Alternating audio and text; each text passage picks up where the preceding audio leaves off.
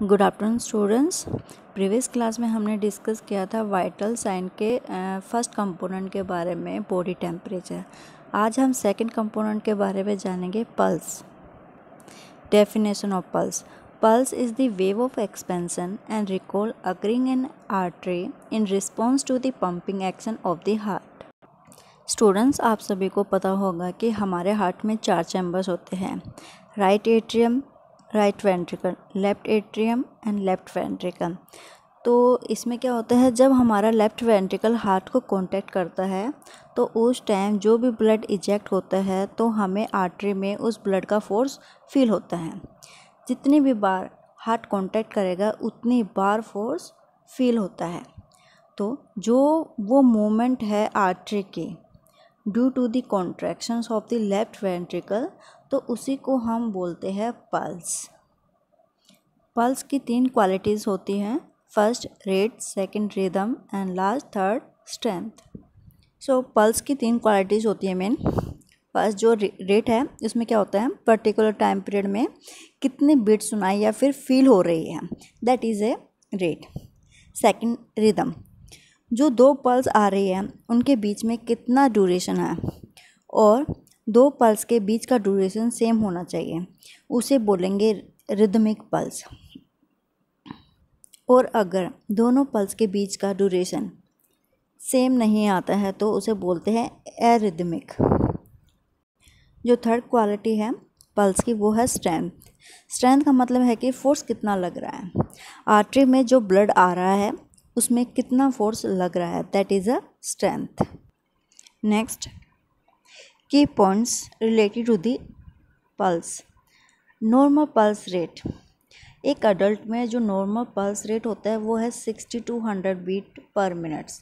इसमें क्या आता है, कई आप बुक में किसी में देखोगे आप 60 to 80 मिलेगा, किसी में आपको डिफरेंट बुक्स में अलग अलग मिलेगा, लेकिन जो एक रेंज होती है नॉर्मल अडल्ट के लिए होती है 60 to 100 बीट्स पर मिनट। एक मिनट में 60 से लेके 100 के बीच में बीट्स सुनाई देती है किसी भी अडल्ट में, ठीक है।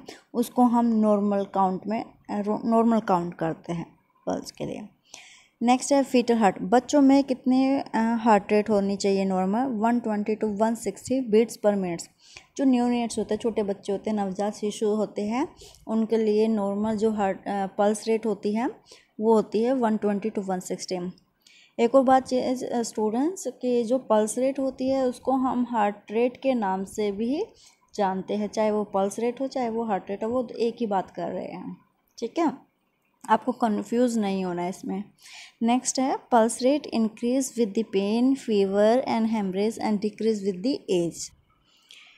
कहने का मतलब क्या है, पल्स रेट पर कौन कौन से फैक्टर्स अफेक्ट डालते हैं? Pain, fever, haemorrhage. अगर किसी पर्सन को पेन हो रहा है तो उसमें हार्ट रेट या फिर जो पल्स रेट है बढ़ जाएगी, और अगर उसमें ब्लीडिंग हो रही है उसको, तो भी हार्ट रेट बढ़ जाएगा। अगर पर्सन को जब फीवर होता है तो हार्ट रेट बढ़ जाती है, क्योंकि फीवर हाइपर मेटाबॉलिक स्टेज होती है। क्यों? जब मेटाबॉलिज्म बढ़ेगा तो हार्ट रेट भी बढ़ता है, उसको कंपनसेट करने के लिए, ठीक है। और अगर आप एज की बात करें तो जैसे जैसे एज बढ़ती है वैसे वैसे हार्ट रेट कम होता चला जाता है। नेक्स्ट है there is no gender variations in the respiratory rate.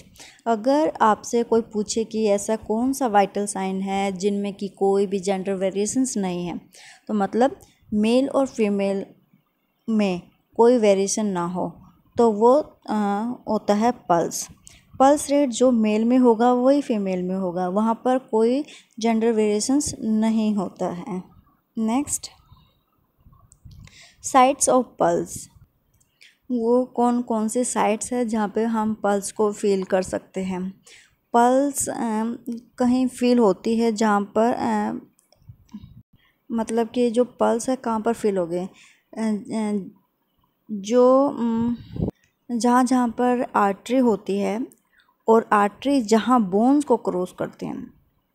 समझना स्टूडेंट्स इस बात को, हम पल्स को कहाँ पे फील कर सकते हैं?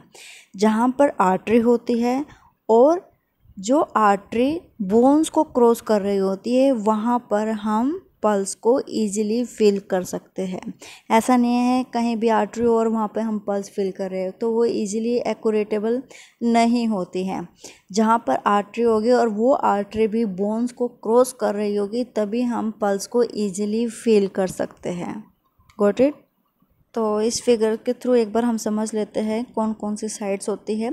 टेम्पोरल है, कैरोटिड जो कि नेक साइड पे है, एपिकल पल्स। एपिकल पल्स को सिर्फ हम ऑस्कल्ट कर सकते हैं, सुन सकते हैं स्टेथोस्कोप के बेल से।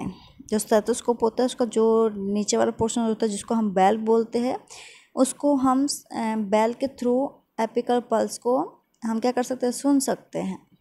ये चेस्ट के 5th इंटरकोस्टल स्पेस के मिड क्लेविकल लाइन पर प्रेजेंट होती है। जैसे कि आप देख रहे हो चेस्ट के एरिया के आसपास ये आपको दिखाई दे रहा होगा, ये है एपिकल पल्स। ठीक है, ये क्या है, इसको हम सिर्फ अस्कल्ट कर सकते हैं स्टेथोस्कोप की मदद से।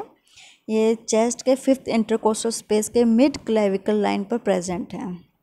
ये कई बार क्वेश्चंस पूछा जाता है, एपिकल पल्स कौन से इंटरकोस्टल स्पेस पे से हम अस्कल्ट कर सकते हैं, तो वो क्या है 5th इंटरकोस्टल स्पेस। कहाँ पर?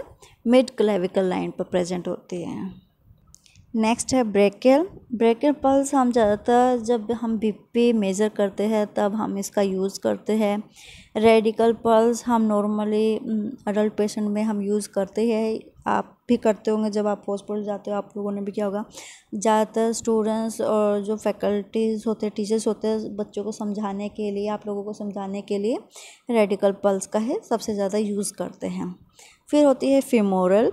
ठीक है, ये जेनिटल एरिया के सराउंडिंग एरिया पे होती है। पोप्लिटियल जो होती है, हमारा जो घुटना होता है उसके बैक साइड पे होती है।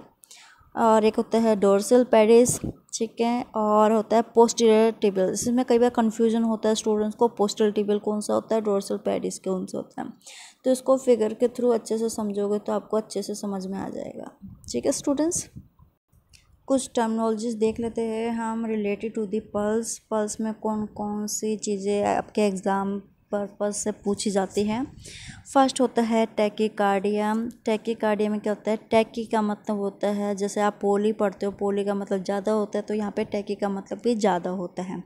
Cardia related to the heart है, हार्ट रेट, पल्स रेट ये सेम होती है, तो टैकी मतलब ज़्यादा, कार्डिया मतलब हार्ट हो गया, तो ज़्यादा हार्ट रेट। ठीक है, तो क्या पे है पल्स रेट क्या है, more than 100 beats per minute. तो क्या मतलब क्या है, जिसमें पल्स 100 से ज़्यादा होती है। हमने नॉर्मल कितनी पढ़ी थी, 60 to 100 बीट्स पर मिनट। ठीक है, तो यहाँ पे क्या है, नॉर्मल नहीं है, यहाँ पे 100 से ऊपर जा रही है, तो ऊपर जा रही है तो मतलब टैकी हो गया, tachycardia. Pulse rate increase हो चुका है 100 से ऊपर, उसको हम बोलते हैं टैकीकार्डिया। और नॉर्मल हमने पढ़ा 60 to 100, 100 से ऊपर गई तो टैकी, नीचे जाएगी तो ब्रेडी, ब्रेडी मतलब कम हो जाना। ठीक है, bradycardia pulse rate less than 60 beats per minutes. I think students आपको कोई कन्फ्यूजन नहीं हो रही होगी। मैं दोबारा से रिपीट करते थे, टैकी का मतलब ज़्यादा होता है, ब्रेडी मतलब कम होता है। तो यहाँ पे हमने नॉर्मल प्रीवियस हमने पहले पढ़ लिया था, 60 to 100 beats per minute normal pulse rate और हार्ट रेट होता है। तो 100 से ऊपर जाएगी तो टैकीकार्डिया हो जाएगा, 60 से नीचे जाएगी तो ब्रेडीकार्डिया हो जाएगा। नेक्स्ट टर्मिनोलॉजी है water hammer pulse, full volume but collapsing pulse. इसको स्टूडेंट्स ध्यान से सुने, जब आपने कभी पालपेट जब करते हो तो शुरू में क्या होता है, उस समय फुल वॉल्यूम बीट्स पहले पालपेट होती हैं। ठीक है, और फिर धीरे धीरे पल्स बीट्स डिक्रीज होने लग जाती हैं, कोलैप्स करती चली जाएगी धीरे धीरे। इसके बाद फिर वॉल्यूम में आएगी, फिर से ये कोलैप्स होती चली जाएगी, तो उसको हम बोलते हैं वाटर हैमर पल्स। पहले इंक्रीज होगी फिर धीरे धीरे डिक्रीज होती चल जाएगी, तो उसको क्या बोलेंगे, वाटर हैमर पल्स। नेक्स्ट है paradoxical pulse. Strength of pulse decrease with the inspiration. इसमें क्या होता है, जब पेशेंट इनहेल करता है मतलब इंस्पिरेशन करता है रेस्पिरेशन के टाइम, तब पल्स रेट कम हो जाती है। आई होप स्टूडेंट्स आपको पल्स से रिलेटेड मेन क्वेश्चंस पता चल गए होंगे कौन कौन से होते हैं। अगर इसमें फिर भी कोई डाउट हो तो आप मुझसे पूछ सकते हैं। Thank you class.